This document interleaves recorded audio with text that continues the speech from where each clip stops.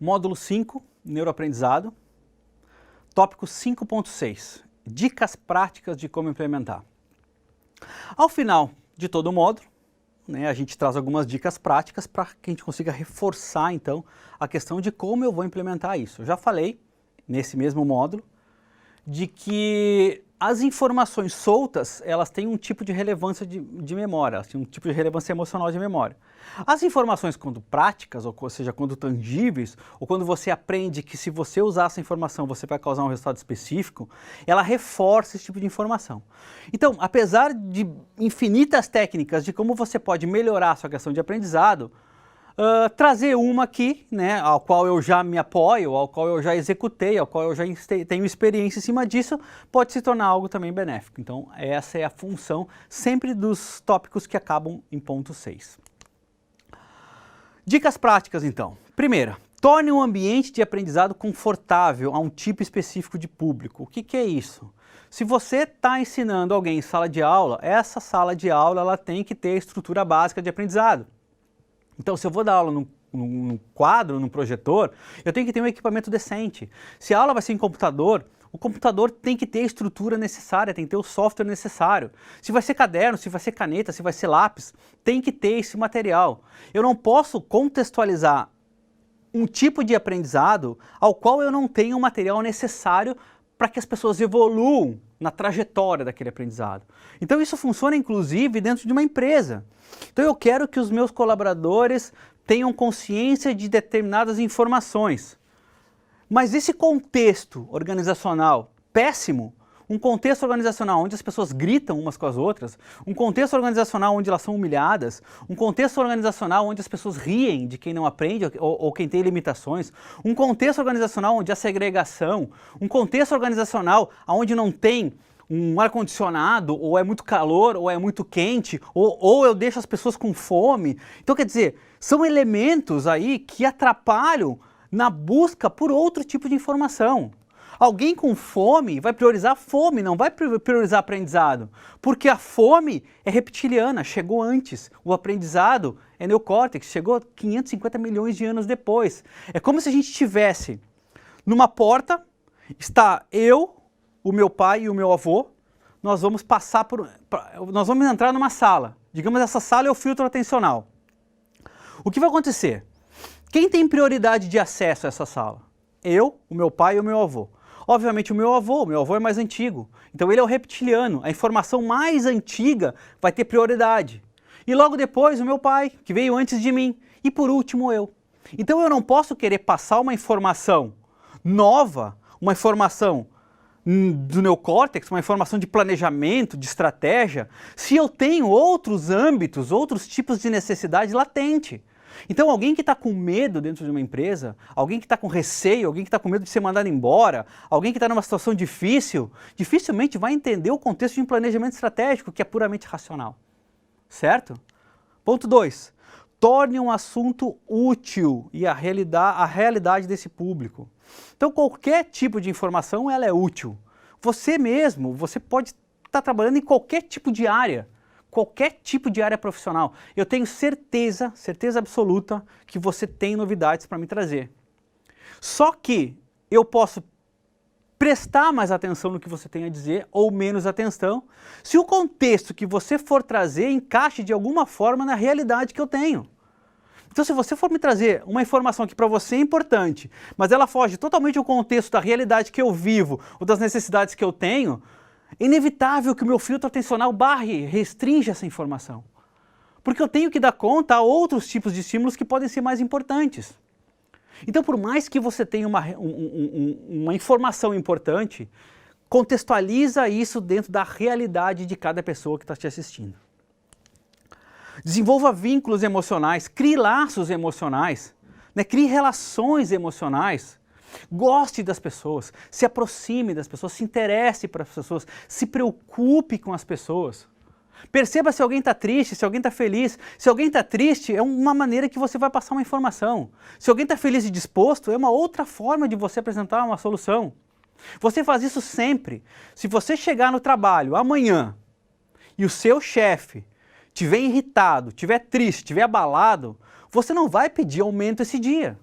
Você não vai chegar no pior dia do seu chefe e dizer assim, chefe, eu preciso de um aumento. Óbvio que não. Você já não faz isso naturalmente para apresentar qualquer tipo de ideia. Você chega a ligar para ele e diz, chefe, aquele relatório não ficou pronto hoje, posso te mostrar amanhã? Porque ele está num mau dia. Então se você percebe isso no chefe, percebe isso nas outras pessoas.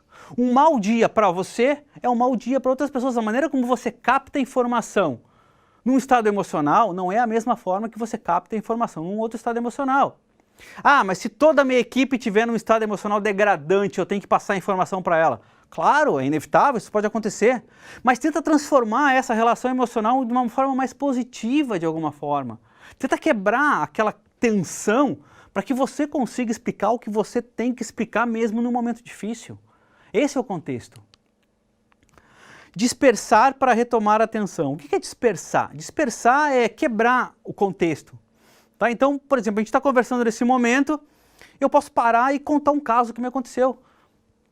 Olha, me lembrei de um negócio agora, e é até uma piada, ou uma brincadeira, ou alguma coisa que eu brinco com você, tá? Mas para quê? Para quebrar aquela tensão. Quando eu percebo nas pessoas que aquela tensão ela já está sendo reduzida, eu tenho que me afastar e retomar. É como se a gente desse um reset, eu vou reiniciar o sistema daquela pessoa. Então, por muitas vezes, vocês percebem em pessoas que fazem grandes discursos, que elas param o que estão falando, elas retomam a um momento especial, reengajam, né, criam aquele vínculo e seguem com a sua informação. Um cara muito bom de fazer isso, e me vem à memória agora, é o Obama. O Obama fazia muito bem isso, ele estava dando um discurso para muita gente, e daqui a pouco ele parava.